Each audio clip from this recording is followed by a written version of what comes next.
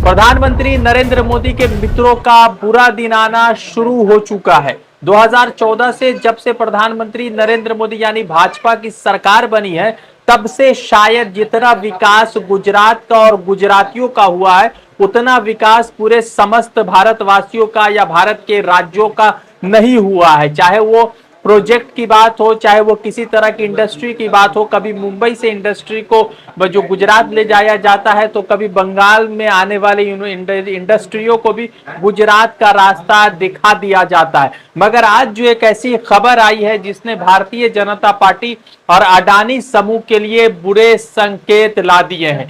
प्रधानमंत्री नरेंद्र मोदी 2014 से जब से सरकार में आए, तब से जितना विकास अडानी और अंबानी का हुआ है, शायद भारत में किसी दूसरे उद्योगपति का नहीं हुआ है। और सिर्फ अडानी की बात करें तो 95% जो उनका वेल्थ बढ़ा है, वो भारतीय जनता पार्टी के कार्यकाल में बढ़ा है। नमस्कार दोस्तों, मेरा नाम है रजा अंसारी। द इंडियन खबर पर आपका स्वागत है। 2014 से जब से भाजपा की सरकार बनी है, तब से सबसे ज्यादा अगर किसी का विकास हुआ है तो वो अडानी का और अंबानी का हुआ है। दो गुजराती सरकार चला रहे और दो गुजराती पूरा देश चला रहे। एक खरीदने वाला है, दूसरा बेचने वाला है। और इसलिए शायद जो है राहुल गांधी और तमाम इंडिया अलायंस के लोग इसे सूट बूट की सरकार कहते हैं और सूट बूट की सरकार मानते हैं। 2014 से लगातार जिस तरह से अडानी के वेल्थ में ग्रोथ सामने आया है, बढ़ोतरी देखने को मिली, तो बीच में अडानी कंपनी में हिडनबर्ग की एक रिपोर्ट ने जिस तरह से तहलका मचा दिया।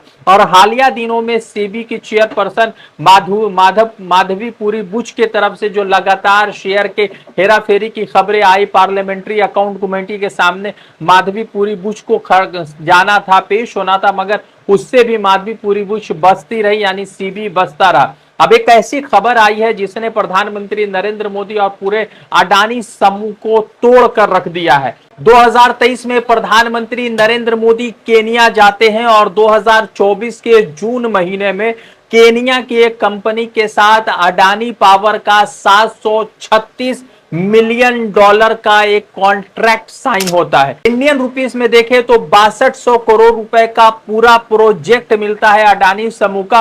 और अडानी का केनिया की एक कंपनी जिसका नाम है केनिया इलेक्ट्रिकल ट्रांसमिशन कंपनी के साथ एक टाई अप बनता है, 30 सालों का टाई अप बनता है। मगर अफसोसजनक है कि आज एक बड़ा अपडेट सामने आया है और उस अपडेट का नाम यह है कि केनिया के हाई कोर्ट ने अडानी के साथ उस कंपनी के पार्टनरशिप को तोड़ दिया है। और वो पार्टनरशिप के बाद केनिया में अडानी कंपनी उस ट्रांसमिशन कंपनी के साथ अब जो है वहां पर इलेक्ट्रिकल काम या इलेक्ट्रिकल ट्रांसमिशन का प्रोजेक्ट आगे नहीं ले जा पाएगी। अडानी को 6200 करोड़ रुपए का केनिया में नुकसान हुआ है, जो अडानी समूह के लिए, अडानी ग्रुप के लिए बड़ा धक्का माना जा रहा है। आपको बता दें कि साल 2023 में प्रधानमंत्री नरेंद्र मोदी केनिया के दौरे पर थे और जब केनिया के दौरे से प्रधानमंत्री नरेंद्र मोदी वापस आते हैं तो जून 2024 में प्रधानमंत्री नरेंद्र मोदी के मित्र अडानी को 6200 करोड़ रुपए का एक प्रोजेक्ट केनिया में मिलता है। और केनिया की हाई कोर्ट ने इसे अवैध बताते हुए इस पूरे प्रोजेक्ट को खारिज कर दिया है, यानी कि अडानी कंपनी अब केनिया के कंपनी के साथ ट्रांसमिशन नहीं कर सकती है और इसीलिए अडानी को 6200 करोड़ रुपए का नुकसान हुआ है। आपको बता दें कि यह पहली मर्तबा ऐसा नहीं हुआ है कि केनिया में सरकार ने या केनिया के हाई कोर्ट ने प्रधानमंत्री नरेंद्र मोदी और अडानी ग्रुप को नुकसान पहुंचाया, बल्कि इससे पहले केनिया के एक एयरपोर्ट की मरम्मत और काम और पूरी जो ऑपरेशन की जिम्मेदारी अडानी ग्रुप को दी गई थी, जिसको केनिया के हाई कोर्ट ने पहले ही खारिज किया था। और अब जो है 736 मिलियन डॉलर यानी कि 6200 करोड़ रुपए के इस पूरे 30 साल तक चलने वाले प्रोजेक्ट को मुकम्मल तौर से खारिज कर दिया है, बंद कर दिया। अब आपको बताते हैं कि 2014 से माफ कीजिएगा, प्रधानमंत्री नरेंद्र मोदी लगातार जिन जिन देशों का दौरा करते हैं, वहां पर अडानी प्रोजेक्ट को जो है या अडानी ग्रुप को नए नए प्रोजेक्ट मिलते हैं। शुरुआत करते हैं बांग्लादेश से। प्रधानमंत्री नरेंद्र मोदी जून 2015 में जब पहली मर्तबा प्रधानमंत्री चुनकर आते हैं तो वो बांग्लादेश का दौरा करते हैं और अगस्त 2015 में बांग्लादेश में जो है अडानी ग्रुप को बिजली उत्पादन करने की जिम्मेदारी मिलती है।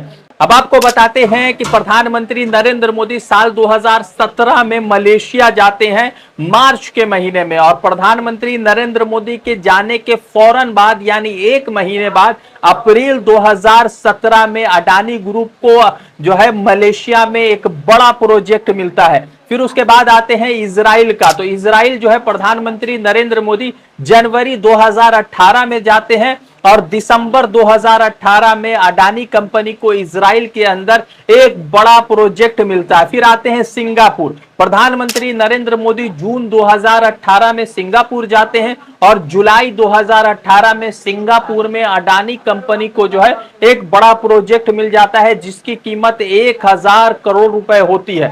फिर आते हैं श्रीलंका, श्रीलंका में प्रधानमंत्री नरेंद्र मोदी फरवरी 2020 को जाते हैं और जुलाई 2020 को श्रीलंका में जो है अडानी को एक बड़ा प्रोजेक्ट मिल जाता है। फिर बात करते हैं नेपाल की, प्रधानमंत्री नरेंद्र मोदी जून 2023 में नेपाल जाते हैं और जनवरी 2024 में नेपाल के साथ अडानी का जो है एक बड़ा प्रोजेक्ट सामने आता है और पब्लिक सेक्टर में काम करने के लिए अडानी ग्रुप वहां पर बड़ा इन्वेस्ट करने वाली है। फिर आते हैं तंजानिया, जब प्रधानमंत्री नरेंद्र मोदी तंजानिया जाते हैं तो अक्टूबर 2023 में उनका दौरा होता है और मई 2024 में तंजानिया के अंदर जो है 30 साल तक का ऑपरेट करने की डील मिलती है, यानी वहां भी एक बड़ा प्रोजेक्ट मिलता है। और आखिरी बता दें कि केनिया के अंदर प्रधानमंत्री नरेंद्र मोदी इसी 2023 के दिसंबर में जाते हैं और जून 2024 में वहां पर एयरपोर्ट का काम मिलता है जिसको केनिया के हाई कोर्ट ने खारिज कर दिया। फिर आते हैं वियतनाम के अंदर, वियतनाम में प्रधानमंत्री नरेंद्र मोदी जुलाई 2024 में जाते हैं और उसके बाद उसी महीने जुलाई 2024 में वियतनाम के हवाई अड्डों का जो ऑपरेशन का काम है वो अडानी ग्रुप को मिल जाता है। यानी कि प्रधानमंत्री नरेंद्र मोदी जहां जहां जाते हैं अपने मित्रों का ख्याल रखते हैं, यानी कि पूरे देश भर में सिर्फ एक ही ऐसे कंपनी है अडानी और अंबानी जो प्रधानमंत्री नरेंद्र मोदी को दिखता है। इसलिए शायद राहुल गांधी अपने तमाम भाषणों में प्रधानमंत्री नरेंद्र मोदी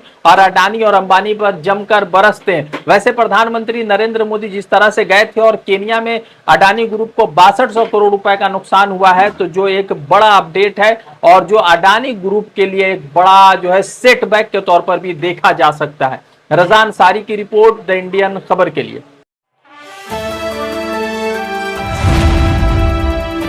द इंडियन खबर, सच आपके सामने।